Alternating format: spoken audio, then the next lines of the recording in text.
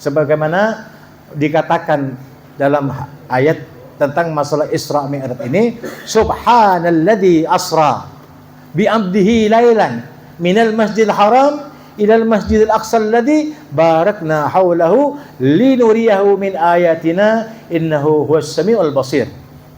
Maha suci Allah. Nah, sebelum Allah mengatakan yang lainnya, Allah mensucikan dirinya. Dan kau harus ketahui bahwa Allah itu maha suci dan tidak bisa menerima kecuali orang yang suci. Nah, suci dari apa? Suci dari hadas kecil dan besar. Suci dari hasud, iri, dengki yang ada dalam hati manusia. Sucikan. La yamassuhu illal mutahharun. Tidak boleh kamu menyentuh Al-Quran, tidak bisa kamu mempelajari Al-Quran, tidak bisa kamu mengkaji Al-Quran kecuali kamu harus bersuci di diri dengan berwudu.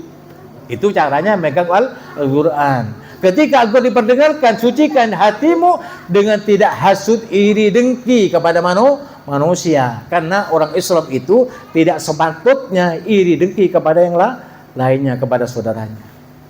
Nabi Muhammad SAW itu diperjalankan oleh Allah SWT yang maha suci.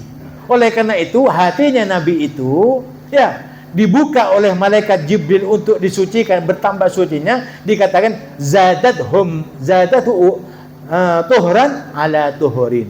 Bukan karena sebab hatinya Nabi itu kotor, bukan. Tetapi yang suci itu ditambah kesuciannya karena akan menghadap kepada Allah yang maha suci. Jelas? Oleh karena itu, sebelum kamu sholat, mendekatkan diri kepada Allah dalam sholat, mengingat Allah dalam sholat, perbaruilah, perbaguslah wudu'mu, cara bersucimu, cara wudu'mu yang bagus. Nah ini suci. Disucikan dulu, baru mendekat kepada Allah yang maha suci. Kenapa? Karena Allah maha suci. Subhanalladzi, maha suci Allah. Ada suci dalam bahasa Indonesia, ada yang lebih suci, ada yang paling suci, ada yang tersuci, ada yang maha suci.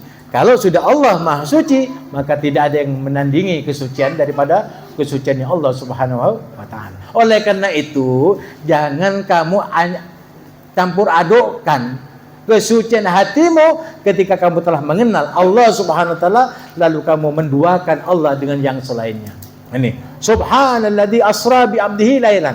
Maha suci Allah yang memperjalankan Nabi Muhammad sebagai hambanya di waktu malam. Kenapa di waktu malam? Kenapa tidak di waktu siang? Nah ini penting juga dibahas. Kenapa? Karena di waktu malam itu kita bersemedi hanya bersama Allah. Mau berlambat-lambat nyaman, mau cepat-cepat buat kemana? Kita malah dalam keadaan sehat. Orang yang benar-benar munajin Rabbahu itu senantiasa nyaman itu. Dalam apa? Dalam sholat. Allahu Akbar. Mau baca pelan-pelan, tidak ada pengaruh, tidak ada makmum. Enak sholat itu. Kalau kamu ingin benar-benar menghamba kepada Allah, bangun di waktu malam. Fatahajjad bihi nafilatan lak. Bila mana kamu ingin bertambah kedudukanmu di akhirat, perbanyaklah kamu sholat tahajud. Karena tahajud itu bersemedi kamu dengan Allah, bersatu kamu dengan Allah.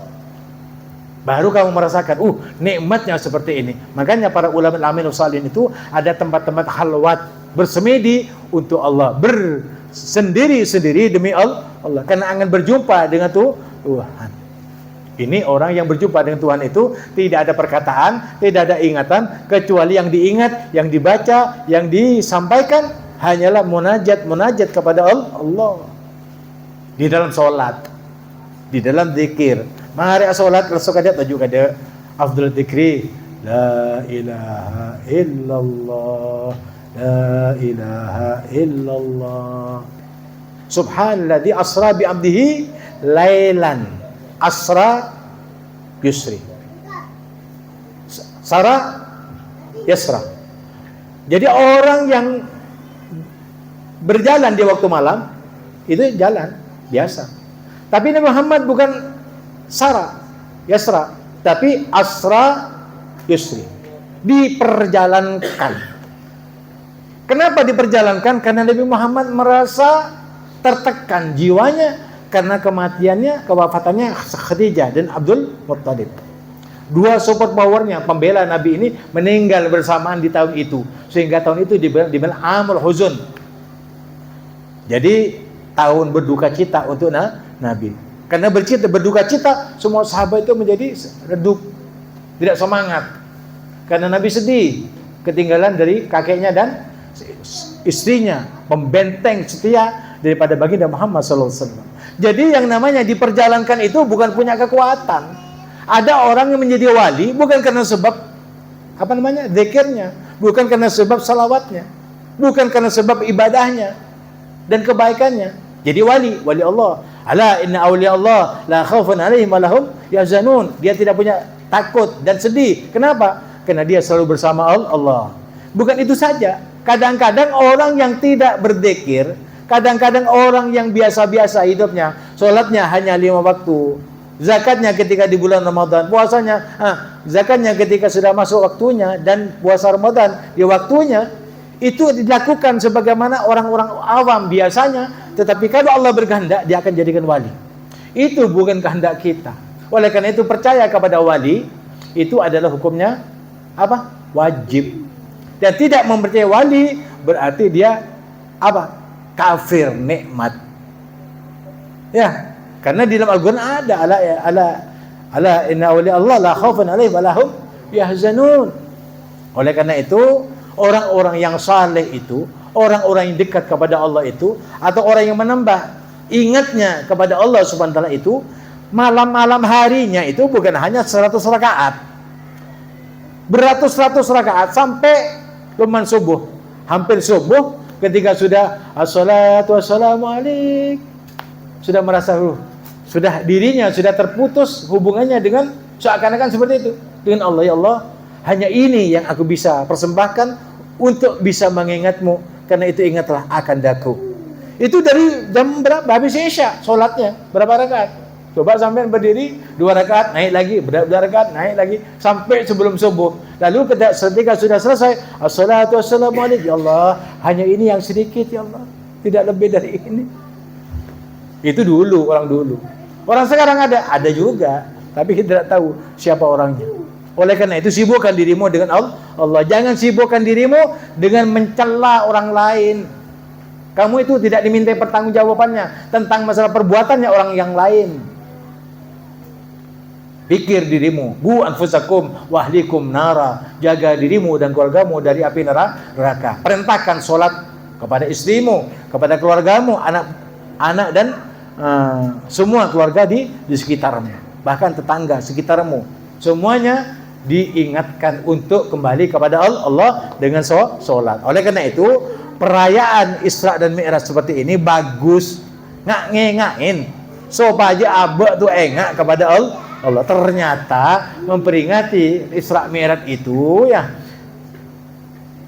hasilnya, khasiatnya, fadilahnya, manfaatnya ingat kepada Allah. Oh, berarti saya disuruh ingat kepada Allah. Walaupun kamu tahu sholat itu wajib, tetapi kalau kamu sudah datang ketika peringatan, itu akan bertambah iman. Wajilat gulubum idza tuliyat alaihim ayatu zadadhum imana. Tambah datang kita, tambah dekat kepada ulama, al-amilin wasalihin. Bila kamu datang, kamu baik, disyukuri. Bila kamu datang kepada ulama, ketika kamu jelek, kamu dibenahi, diajari. Ya, salahnya dibenahi. Tapi kalau kamu datang kepada orang yang hasud, iri, dengki, jika kamu baik datang kepada mereka, kamu dicaci maki. Bila mana kamu datang dan jelek, mereka menghina kamu. Itu orang-orang yang jelek. Tapi datang kepada ulama, bila mana kamu baik disyukuri, bila kamu tidak baik dibenahi. Itulah ulama, al-amilin was-salihin. Nah ini. Subhanalladzi asra bi 'abdihi lailan minal masjidil haram ilal masjidil aqsa. Artinya dari masjid ke masjid. Paling enaknya kamu ini semua di sini kan sudah punya musala. Sholatnya jangan di rumah, di musala.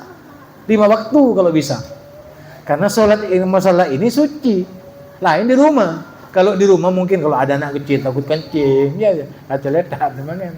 Kecuali kamu punya tempat khalwat khusus, tidak ada masalah. Tapi baiknya orang yang dekat masjid atau musala itu sholatnya di musalla. Karena Nabi ketika Isra Mi'raj mengingatkan bahwa pentingnya punya musalla, punya masjid. Kenapa? Karena yang diperjalankan oleh Allah SWT itu Nabi Muhammad dari masjid ke masjid. Artinya ingatlah kamu masjid, karena masjid yang dibangun itu untuk mendekatkan dirimu kepada Allah atau menjadi tolak ukurmu sebaik kendaraanmu untuk mencapai rahmat Allah dan syafaat bagi Nabi Muhammad sallallahu alaihi wasallam. Dari masjid ke Masjidil Haram ilal Masjidil Aqsa barakna haulahu. Di sekitarnya itu diberkahi. Kenapa? Karena banyak nabi. Makanya kalau di Palestina itu mempertahankan kedudukan di Masjid Palestina itu karena sebab di sekitarnya ada barakah, karena sebab banyaknya makam-makam para nabi. Dan itu nanti kemenangan tetap di tangan orang Palestina, orang Islam. Walaupun sementara ini banyak gangguan dan intimidasi terhadap mereka. Tapi nanti akhirnya kembali kepada tangan Islam. Kita janji pada Allah. Nah, kalau diberkahi, masa mau diberikan sama Yahudi?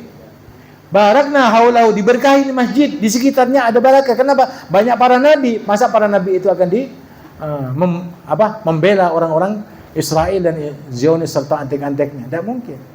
Karena diberkahi itu berarti ada kemenangan. Walaupun itu ujian bagi mereka yang mempertahankan kedudukan, kesucian dan keberkahan daripada Masjidil Aqsa. Alladzi barakna haulahu linuriyahu, untuk memperlihatkan kebesaran Allah kepada Nabi Muhammad SAW. Makanya di masjid ke masjid, sholat Muhammad. Di mana? Di pasar?